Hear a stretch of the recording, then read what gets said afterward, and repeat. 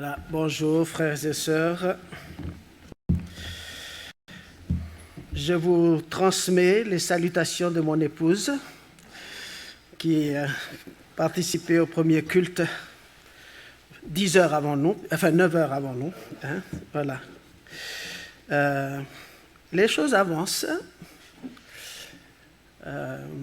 Il y a 2 couples qui se sont ajoutés à l'Église.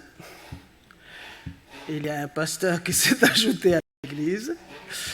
Voilà, donc on se rend compte on comprend qu'on est certainement dans une autre étape de la vie de l'Église et nous allons rejoindre, Jonathan et moi, Christiane, dans quelques jours, le 19 voilà, pour revenir à la fin du mois de mai. Voilà.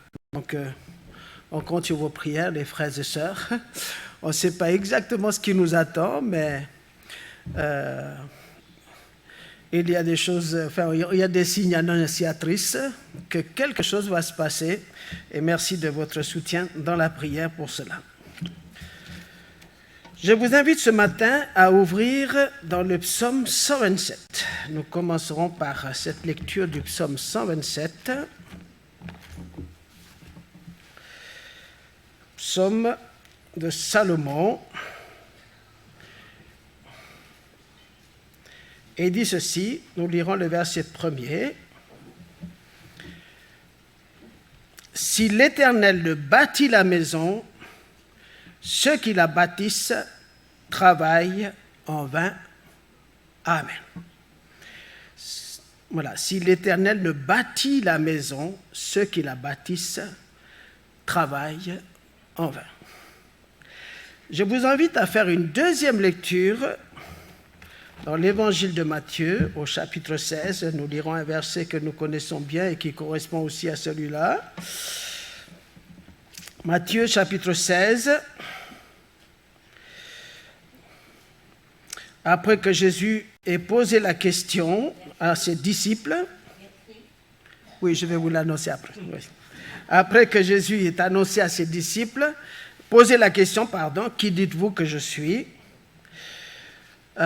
Simon, Pierre lui dit, verset 16, « Tu es le Christ, le Fils du Dieu vivant. » Verset 17, Jésus, reprenant la parole, lui dit, « Tu es heureux, Simon, fils de Jonas, car ce ne sont pas la chair et le sang qui t'ont révélé cela, mais c'est mon Père qui est dans les cieux. Et moi, je te dis que tu es Pierre, et que sur ce roc, parlons de la déclaration de Pierre, je bâtirai mon église, et que le séjour des morts ne prévaudront point contre elle. Je te donnerai les clés du royaume des cieux. Ce que tu liras sur la terre sera lié dans les cieux, ce que tu délieras sur la terre sera délié dans les cieux. Amen. Je bâtirai mon église et le séjour des morts ne prévaudront point contre elle. Amen. Jean chapitre 2, s'il vous plaît. Après que Jésus soit rentré dans le temple et chassé les vendeurs, et qu'il y en a parmi les responsables qui lui ont posé la question, verset 18,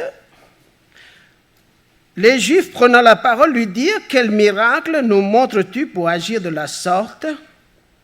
Jésus leur répondit, « Détruisez ce temple, et en 3 jours, je le relèverai. » Amen. Amen.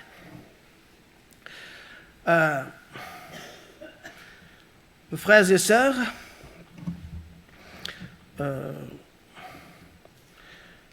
je voudrais que nous méditions pendant quelques minutes cette déclaration du Seigneur qui dit que si ce n'est pas lui qui bâtit la maison, ceux qui travaillent pour rien. Alors j'ai intitulé mon message ce matin que si le Seigneur ne bâtit sa maison, ceux qui la bâtissent travaillent pour rien.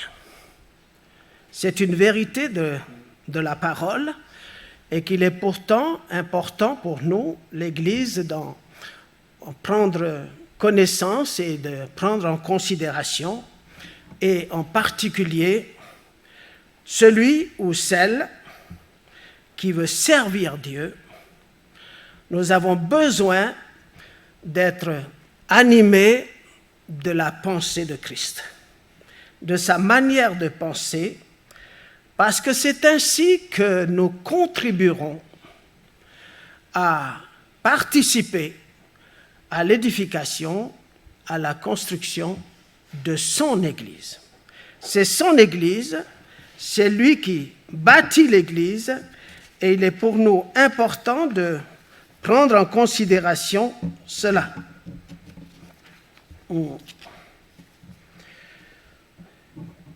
Je pense, en tout cas c'est la conviction que j'ai, que quand le Seigneur il a dit aux Juifs, détruisez ce temple et en 3 jours je le relèverai,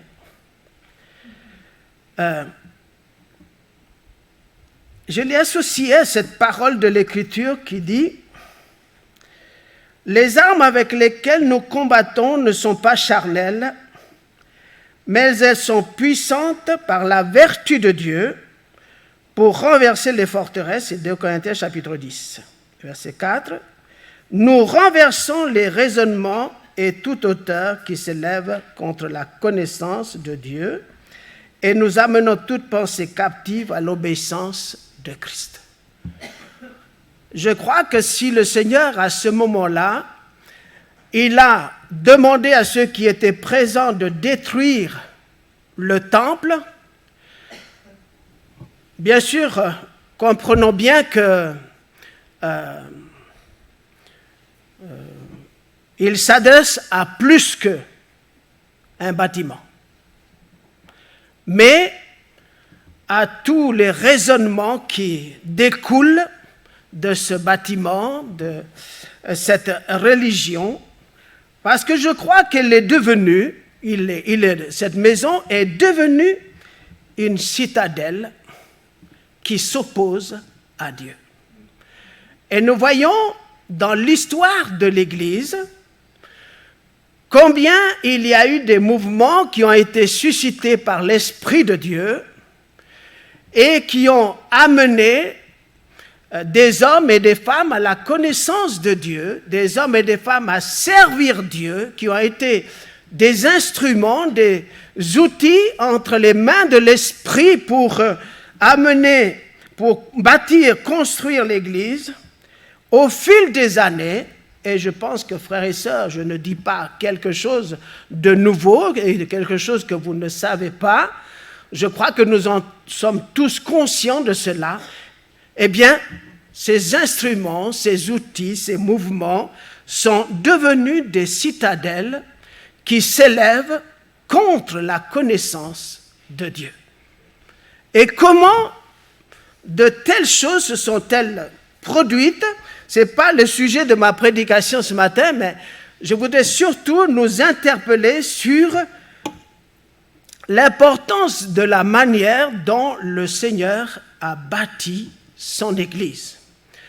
Parce que nous savons tous, frères et sœurs, que nous sommes appelés à être des ouvriers dans sa moisson, à travailler à l'édification de l'Église, et qu'il est pour nous important d'avoir la manière de penser de Christ, parce que c'est ainsi que nous allons contribuer. Voilà. Je voudrais en premier lieu qu'on retienne bien que c'est le Seigneur qui bâtit son Église.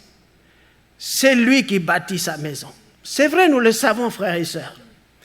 Mais je pense qu'il est très important, d'aller un peu plus loin que le simple fait de connaître et de savoir. Voilà. Parce que le Seigneur nous appelle tous à travailler dans sa moisson, à contribuer à construire cette Église. Et que si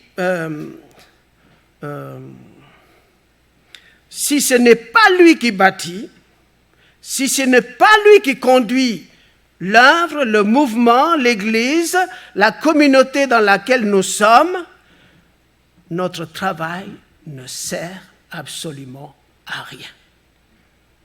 On peut avoir consacré sa vie, mais si ce n'est pas le Seigneur qui le fait, eh bien, frères et sœurs, ce n'est pas moi qui le dis, mais c'est cette déclaration.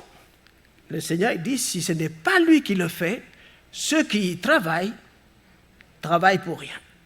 Or, je pense, frères et sœurs, que nous ne voulons pas travailler pour rien. Nous voulons contribuer et entrer dans les œuvres que le Seigneur a préparées. Marc, chapitre 12, verset 10. C'est juste un rappel, mais je bénis le Seigneur pour les cantiques et puis pour la parole partagée pour Pâques, parce que cela balaye déjà une bonne partie du message. Et Matthieu, chapitre 12, s'il vous plaît. Et pardon, Marc, excusez-moi. Marc, chapitre 12, et le verset 10, s'il vous plaît.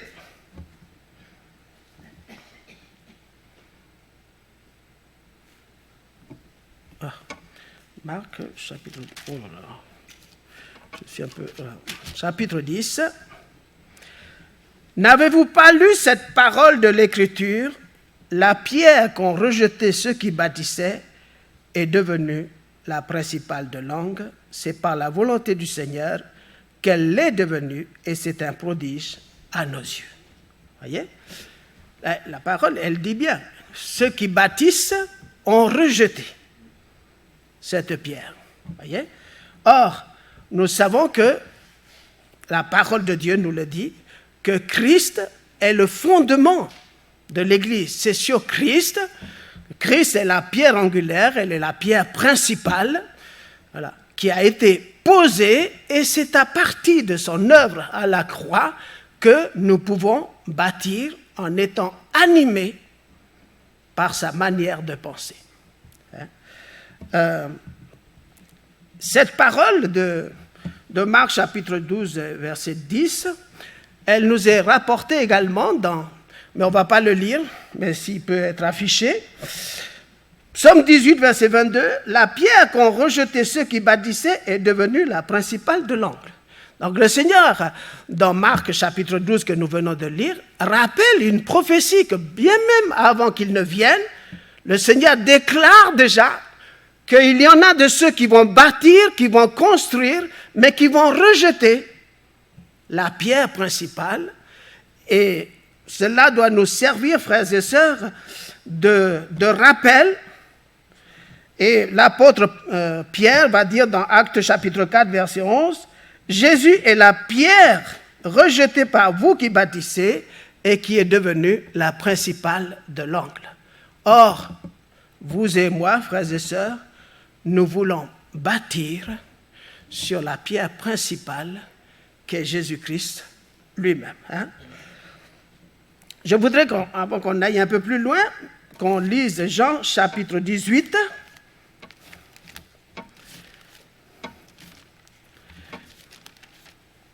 Jean chapitre 18. Et, pardon, le verset 37, c'est dans cet entretien avec Pilate, Jean 18, verset 31, verset 37. Et il dit ceci. Pilate lui dit, « Tu es donc roi ?» Jésus répondit, « Tu le dis, je suis roi. » Alors écoutez bien. « Je suis né et je suis venu dans le monde pour rendre témoignage à la vérité. Quiconque est de la vérité, écoute ma voix. Amen. » Quelques heures avant sa mort, il déclare qu'il est venu pour rendre témoignage à la vérité.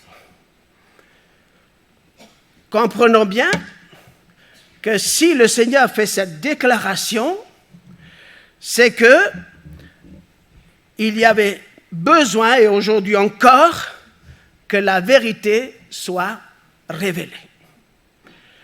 Bâtir l'Église, c'est révéler la vérité. Et Jésus lui-même a dit, « Je suis le chemin, la vérité et la vie. » La vérité elle-même, elle est venue à la croix pour nous amener à la connaissance de la vérité, pour révéler, mettre au grand jour, rendre témoignage de ce qu'est la vérité. Et il dit bien, « Quiconque est de la vérité, écoute ma voix. » Et frères et sœurs, je crois qu'aussi c'est un aspect important, que si nous sommes de la vérité, si nous avons l'amour de la vérité, eh bien nous allons être de ceux et de celles qui vont contribuer, participer, concourir à l'édification de cette Église, à construire cette Église. Jésus et l'apôtre Paul dira dans 1 Timothée chapitre 3, s'il vous plaît, «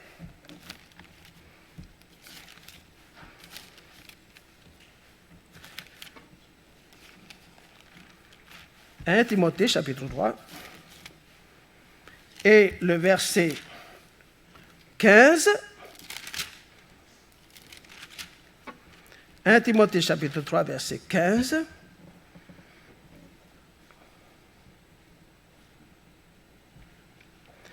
On va lire à partir du verset 14. Il dit, « Je t'écris ces choses avec l'espérance d'aller bientôt vers toi, mais si je tarde, tu sauras comment il faut se conduire dans la maison de Dieu, qui est l'Église du Dieu vivant, la colonne et l'appui de la vérité. » Donc l'Église est la colonne et l'appui de la vérité, c'est-à-dire que l'Église contribue à poursuivre le témoignage que Christ est venu rendre par sa mort à la croix.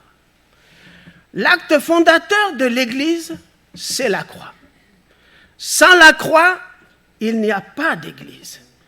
Et si nous enlevons la croix du message de l'Évangile, nous enlevons l'essentiel, le cœur même du message. Parce que c'est à partir de la croix que Christ a posé les fondements de l'Église.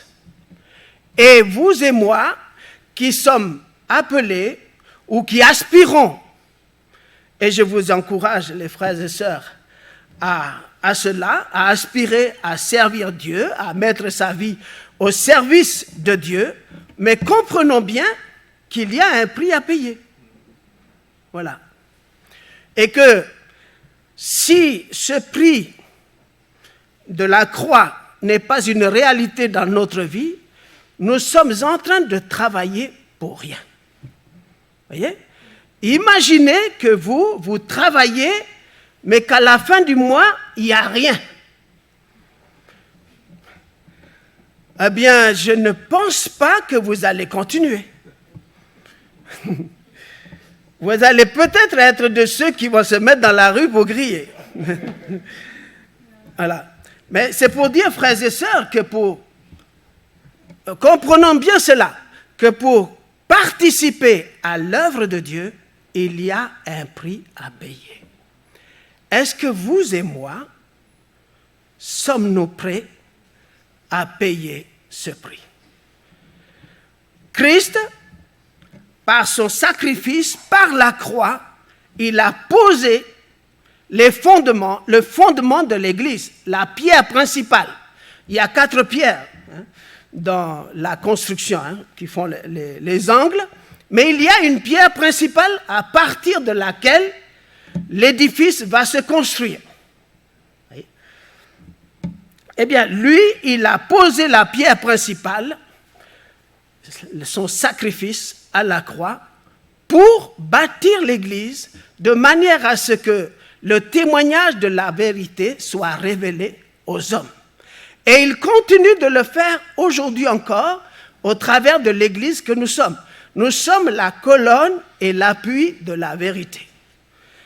Et dans la mesure, oui, où nous construisons les choses, animés de la même manière de vivre. Hein?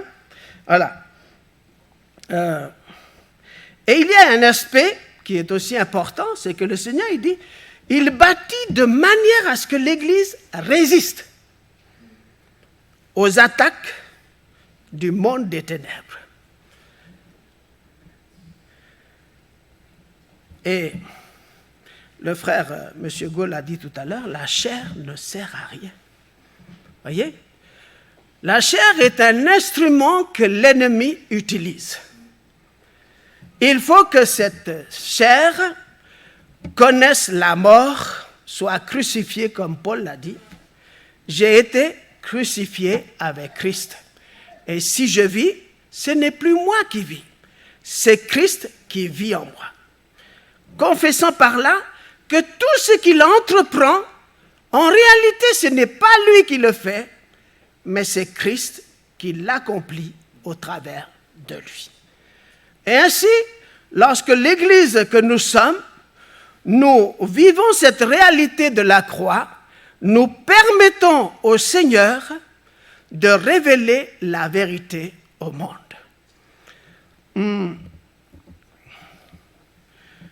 Je voudrais dire que le message de la croix, lorsque nous lisons la parole depuis la Genèse jusqu'à l'Apocalypse, il est transversal.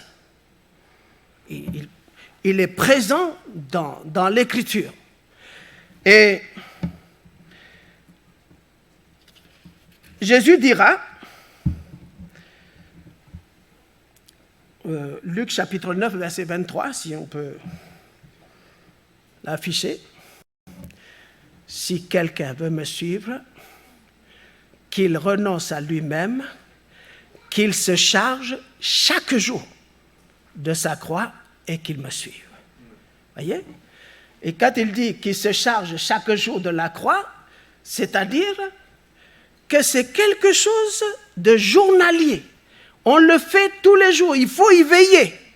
C'est pas, on va le faire à Pâques,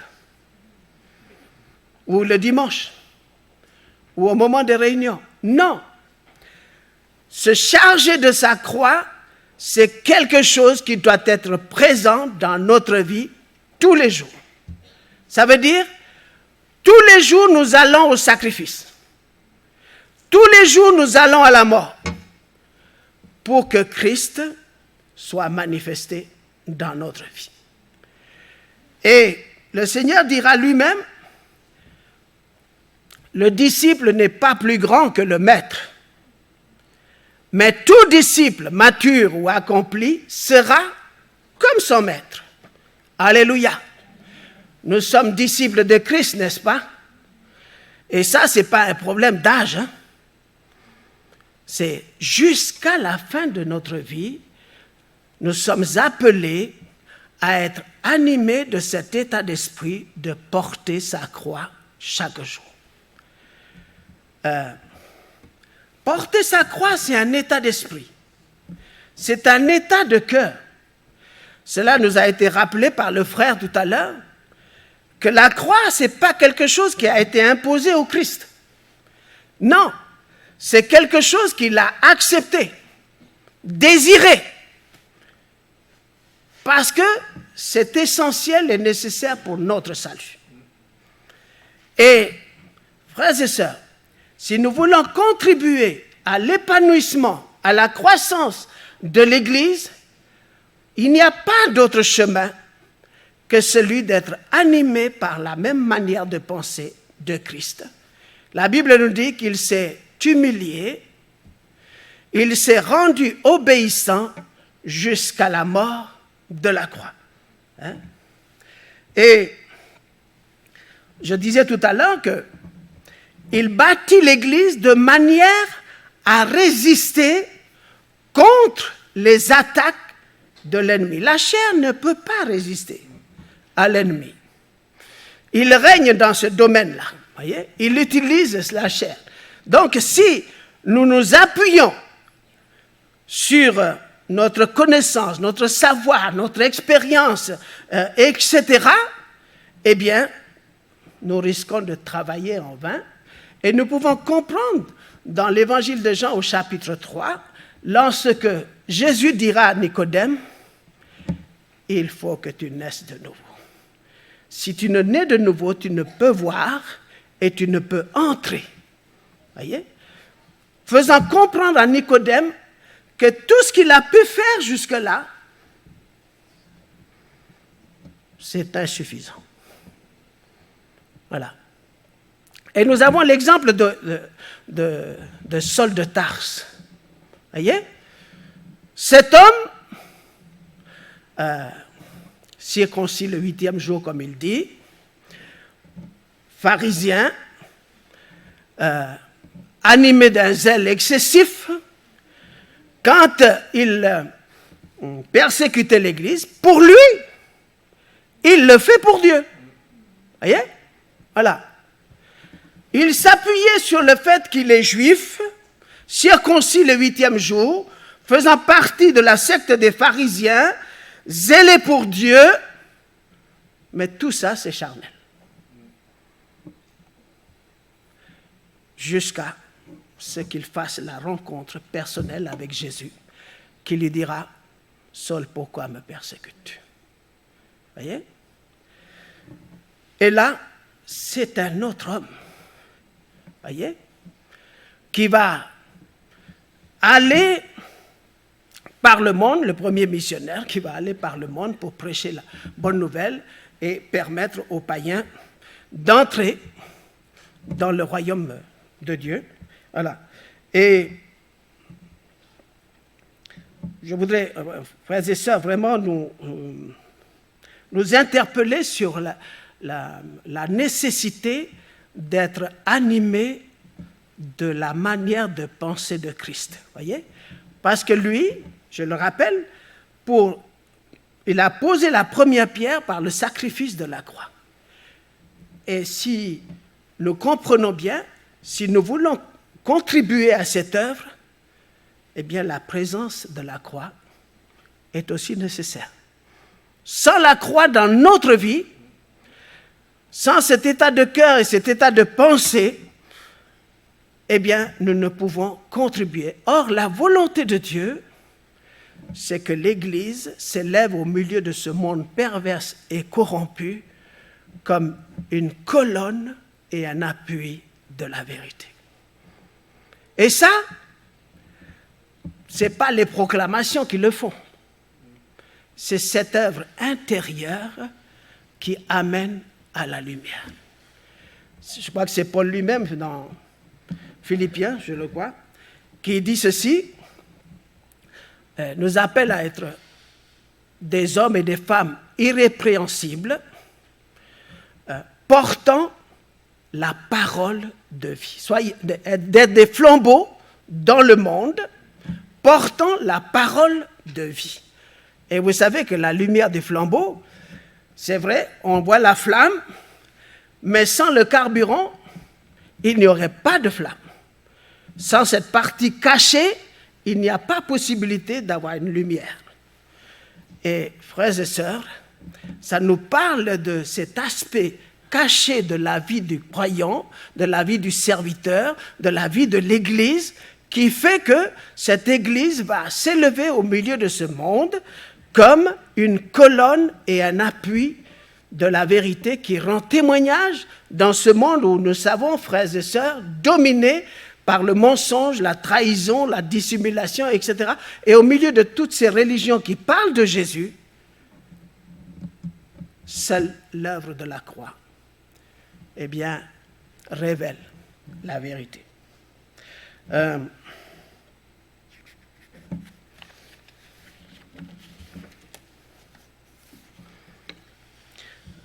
J'ai dit tout à l'heure que le message de la croix, il est transversal. Prenons l'exemple de Joseph. Joseph, voilà, on ne va pas le lire ce matin, mais c'est Genèse chapitre, il faudrait lire du chapitre 37 au chapitre 45. Joseph, il a reçu la révélation qu'il allait être celui qui va commander, gouverner, diriger. Voyez? Mais avant d'en arriver là,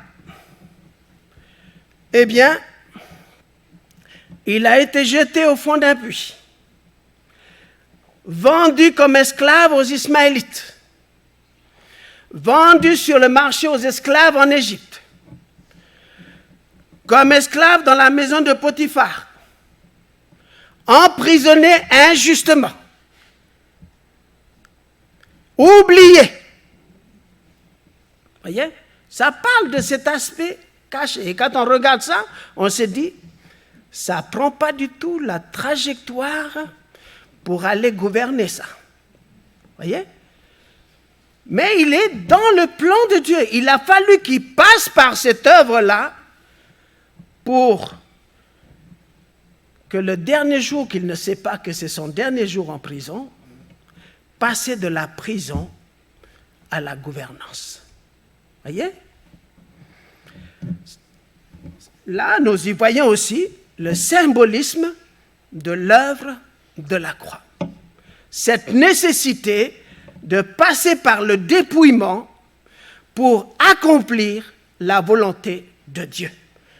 Vous tous et moi, je pense qu'on est tous d'accord, nous voulons vivre, nous voulons accomplir, nous voulons entrer dans la volonté de Dieu. Alléluia. Béni soit le Seigneur pour cela. Mais il y a un passage obligé. La croix.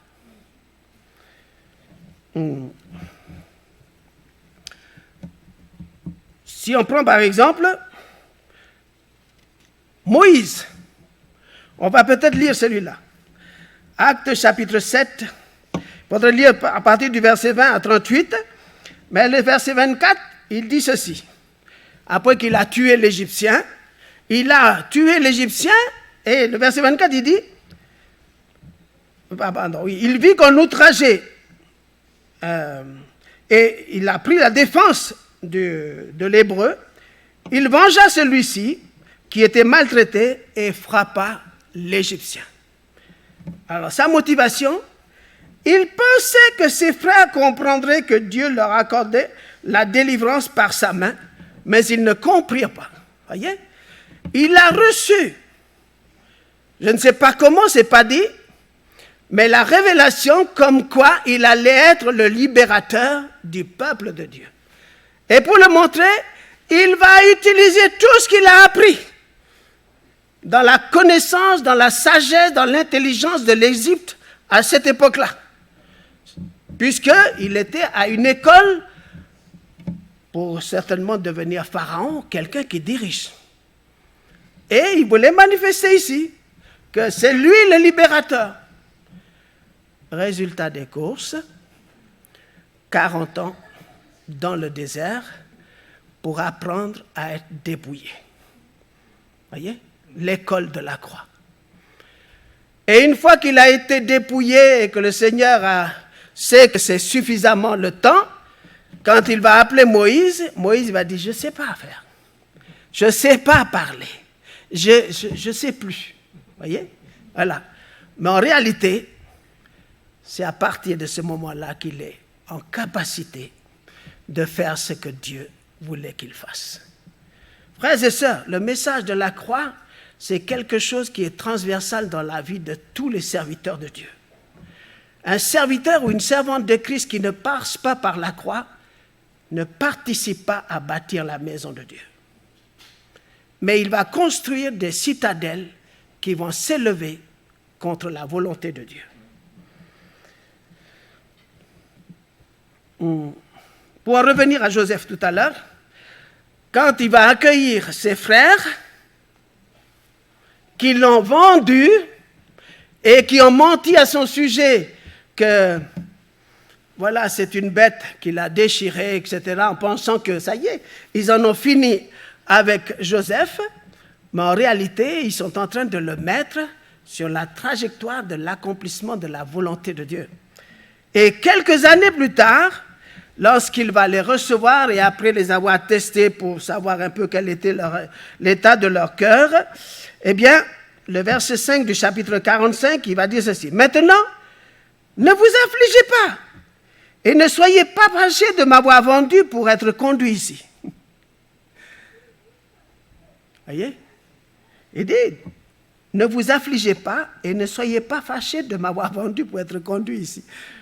Je ne sais pas comment est-ce que ses frères, ils ont pris quand Joseph, il dit, je suis Joseph que vous avez vendu. Hein? Vous vous souvenez? Hein? Maintenant, je suis gouverneur. Non, il a dit, ne vous fâchez pas de m'avoir vendu, car c'est pour vous sauver la vie que Dieu m'a envoyé devant vous. Frères et sœurs, c'est pour faire une œuvre de salut que le Seigneur nous fait passer par des situations par lesquelles nous-mêmes, on ne choisira pas d'y passer. Mais c'est pour une œuvre de salut, c'est pour une œuvre de restauration, c'est pour une œuvre de consolation, c'est pour une œuvre de libération que le Seigneur nous travaille, nous façonne au travers des situations et des circonstances que nous pouvons traverser. Verset 7, il dit, « Dieu m'a envoyé devant vous pour vous faire subsister dans le pays et pour vous faire vivre une grande délivrance. » C'est pas formidable cette déclaration? Voilà.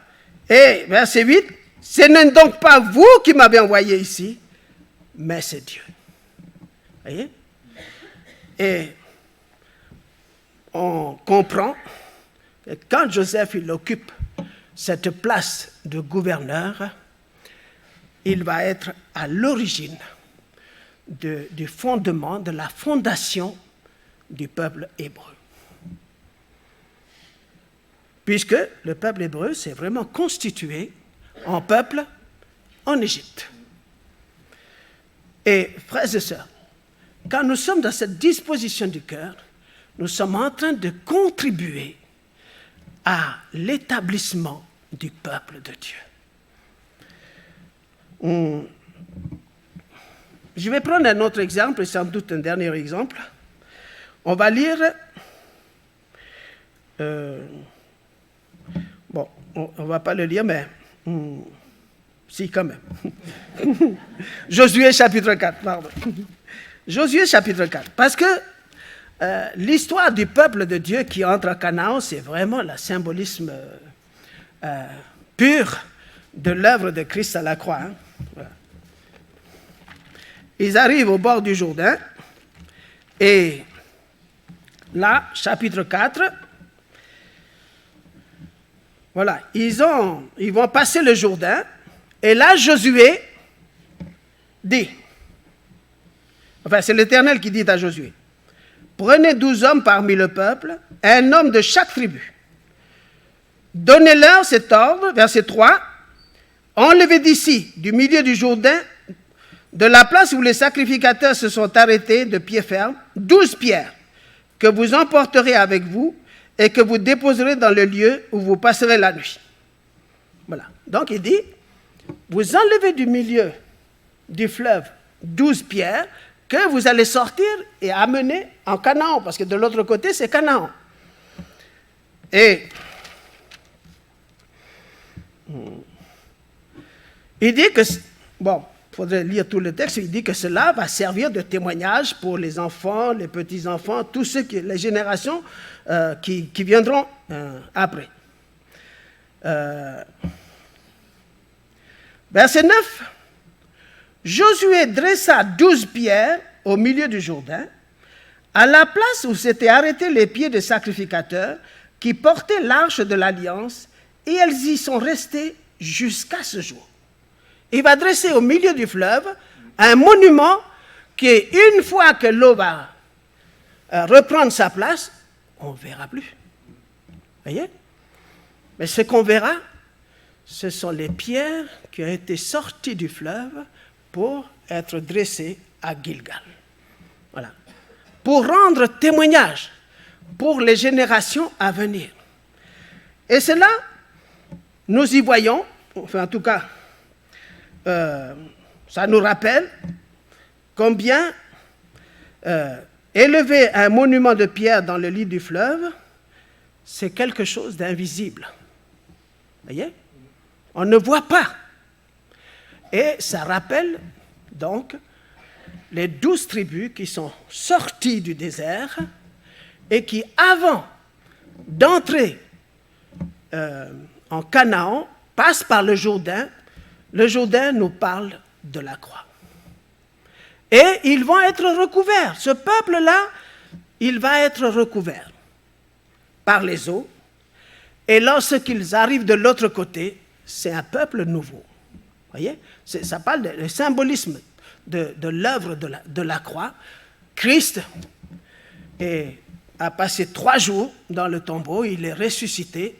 Et la Bible nous dit que si nous sommes morts avec lui, nous ressusciterons aussi avec lui. Pas seulement dans la vie à venir, dans l'éternité, mais déjà maintenant. Celui qui a compris et qui confesse cette foi par les eaux du baptême, il vit symboliquement cette œuvre de Jésus à la croix, et ça va se voir dans la réalité de sa vie. Voyez? Et ils vont élever un monument de pierre à Gilgal. Gilgal, ça veut dire rouler. Voyez? Et où le Seigneur dira, j'ai roulé de dessus vous l'opprobre, la honte de l'Égypte. Votre vie passée s'est arrêtée dans le fleuve. Maintenant, c'est une vie nouvelle. Et il fallait que ce soit un peuple nouveau qui entre sur le terrain de combat, de conquête.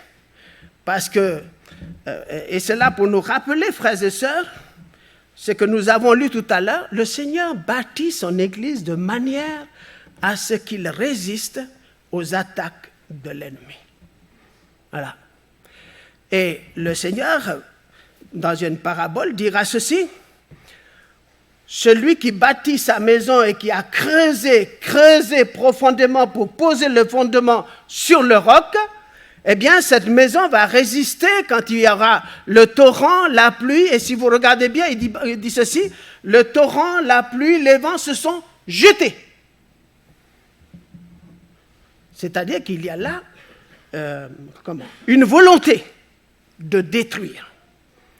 Mais parce que cette maison était bien bâtie, elle a résisté.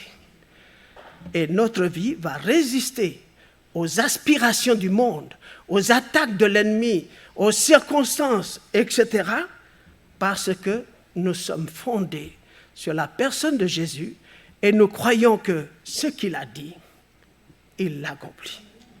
Amen. Voilà. Je vais terminer, frères et sœurs, pour nous rappeler ceci également. Dans Josué chapitre 5, on ne va pas le lire, mais je vous invite à le lire, qu'après avoir traversé et être passé par le Jourdain, avant d'aller à la conquête, etc., il y a la circoncision. Voyez? Parce que dans le désert, ils n'ont pas été circoncis. Il fallait donc qu'il y ait la circoncision. C'est quoi la circoncision? Ça nous rappelle l'œuvre de la croix, mais c'est cette œuvre intérieure, la circoncision du cœur que personne ne voit, mais dont les effets se voient à l'extérieur. Voyez? Et Josué va se fabriquer des couteaux de pierre pour la circoncision. Et nous savons, frères et sœurs, la circoncision du cœur va passer également par l'épée de la parole. C'est-à-dire que quand nous sommes à l'écoute de la parole et que nous reconnaissons que c'est Dieu qui nous parle, qui nous interpelle, et que nous amenons notre cœur à obéir, à vivre, à pratiquer cela, nous sommes en train d'accomplir dans notre vie la circoncision. Voyez? Et la circoncision, ce n'est pas l'œuvre d'un moment. C'est comme la Pâque. C'est comme la croix. Ce n'est pas à un moment donné, puis c'est fini. Non, c'est un état de cœur continuel sur notre vie.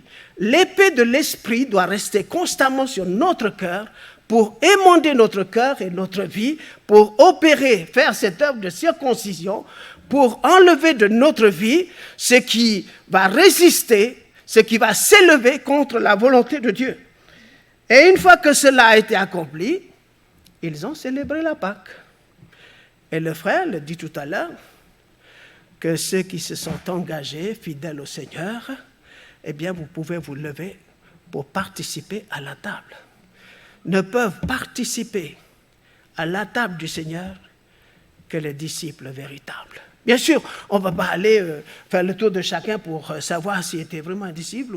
Voilà. Mais c'est pour nous amener à comprendre, frères et sœurs, que l'importance de cet examen que nous devons faire dans notre cœur. Lorsque nous faisons cet examen, nous permettons à l'épée de l'Esprit d'agir dans notre vie et de nous faire ce travail de perfectionnement dans notre vie pour nous amener à cette aptitude à servir Dieu. Et cela, c'est l'œuvre de toute notre vie. Voilà. Et je vais terminer, frères et sœurs. Je crois que c'est 1 Pierre chapitre 2. Voilà, 1 Pierre chapitre 2.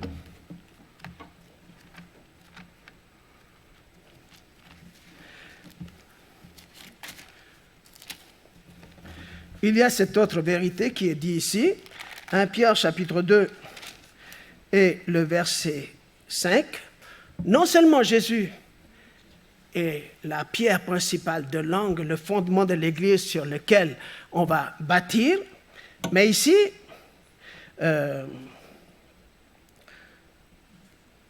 verset 4, approchez-vous de lui, pierre vivante, c'est-à-dire Jésus, qui est la pierre vivante, rejetée par les hommes, mais choisie et précieuse devant Dieu, et vous-même, comme des pierres vivantes, édifiez-vous pour former une maison spirituelle, un saint sacerdoce, afin d'offrir des victimes spirituelles agréables à Dieu par Jésus-Christ.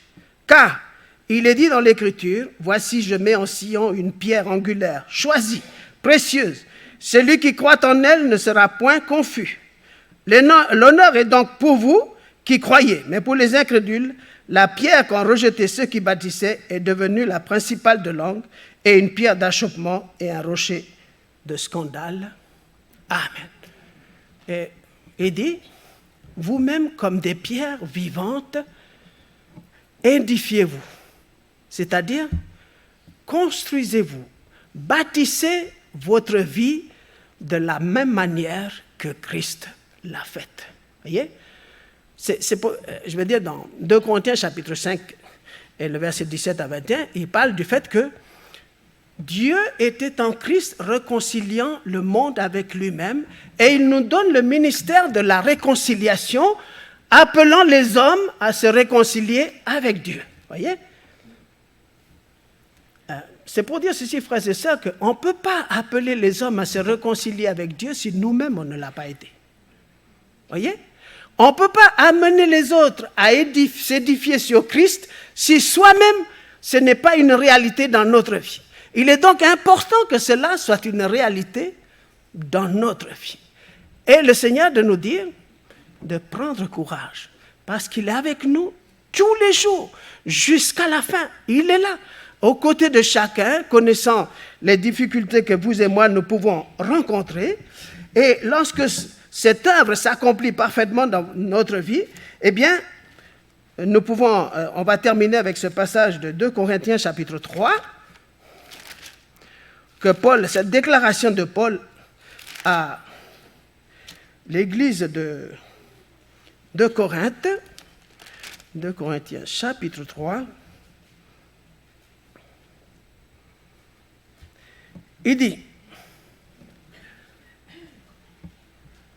c'est vous, verset 2, c'est vous qui êtes notre lettre, écrite dans nos cœurs, connue et lue de tous les hommes.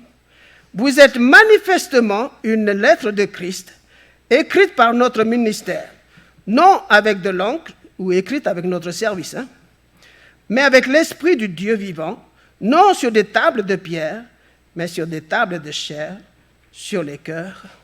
Amen. Voyez-vous, frères et sœurs, lorsqu'il y a cette œuvre intérieure qui se fait, la lettre est lue de tous.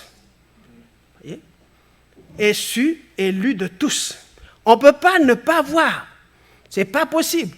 On devient donc cette lumière comme cette ville placée sur une haute montagne et qui forcément la nuit est visible de tous.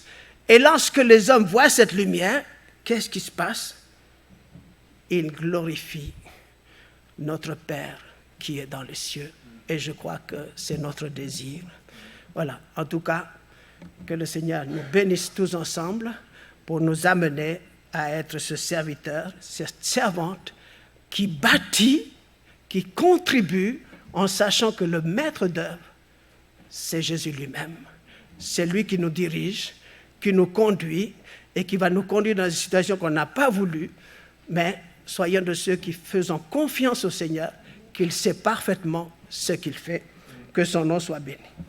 Seigneur éternel, en ce jour où nous nous rappelons l'œuvre que tu as accomplie à la croix, nous voulons tous ensemble, d'un même cœur, d'une même pensée, venir à la croix pour dire, Seigneur, nous voulons être cette servante, ce serviteur, selon ton cœur, pour accomplir tes volontés. S'il y a bien quelqu'un qui connaît le cœur de l'homme, c'est toi, Seigneur, parce que tes yeux ne s'arrêtent pas à l'apparence comme nous-mêmes, mais tu regardes au cœur.